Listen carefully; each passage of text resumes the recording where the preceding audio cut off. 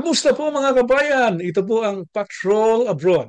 Palabas na po sa CBC Gem ang drama series na The Unstoppable Jenny Garcia. Isang drama series na ang karamihan po ng mga bida dito ay mga Filipino-Canadian actors.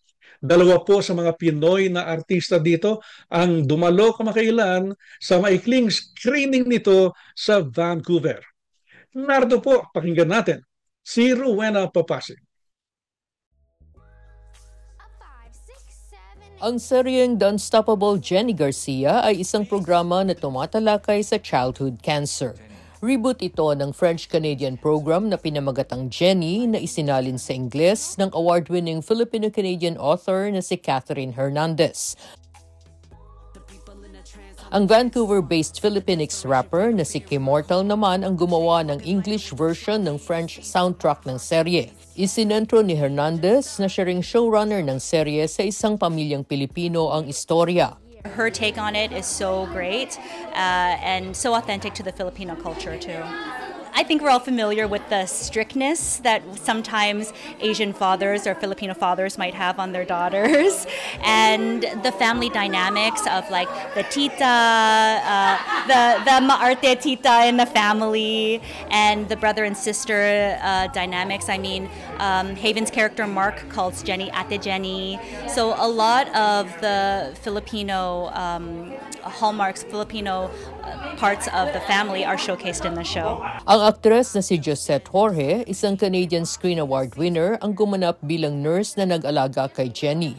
Ayon kay Jorge, magandang paraan ang serye upang ipaunawa sa mga kabataan ang isang delikadong usapin gaya ng cancer. It's a serious topic, yes, but there is a lot of hope in the show and a lot of positivity. And it's not always so serious. There's also some really funny parts in the show too that I think the families can laugh together with. Gumanap naman bilang kapatid ni Jenny ang 12 anyos na child actor na si Haven Marcus. Well, he's a nerdy guy. He usually studies, and since Jenny got cancer, he researched and he didn't really know what cancer was, so he had to research and see what cancer was. He got false information from websites, and he got the real information from Ate Josette. 6 na taong gulang pa lang si Haven nang magsimula siyang maging aktor at lumabas sa iba't ibang productions gaya ng sa Hallmark, Amazon Prime at CBC. Taga Abbotsford, BC ang kanilang pamilya kaya naman na-homesick sila ng kanyang inang si Sherilyn habang nag-shoot ang Jenny sa Montreal. So the first week talagang homesickness is real. Na-homesick siya, na-miss niya yung family and friends. So sabi ko, yeah, we're here. We're just gonna have fun and enjoy this journey. Sabi ko sa kanya, yeah. To support him. Sometimes we got lost, but we use Uber. It was really expensive, but yeah, we got through it. I kind of miss my friends and some of my family members. Bukod sa pagtatalakay sa sensitibong topic ng cancer, sinabi ni Vivero na isa ring nurse at actress na nabigyang pansin din sa serye ang epekto sa pamilya kapag may isang nagkaroon ng ganitong sakit. It also talks about the experiences ng siblings, yung struggles ng siblings or other children doon sa family member na may sakit. And then doon sa family dynamics talaga, that it is affecting the whole family dynamics.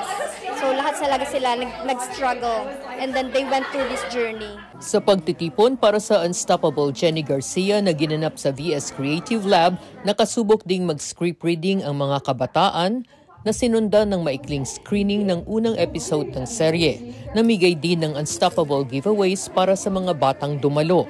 Umaasa sina Jorge at Haven na magkakaroon ng Season 2 ang The Unstoppable Jenny Garcia. Mapapanood ang drama series sa CBC Gem.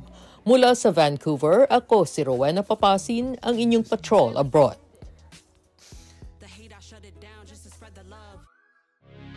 At yan po ang latest sa Patrol Abroad. Ako po si Henry Omaga Diaz. Hanggang sa muli.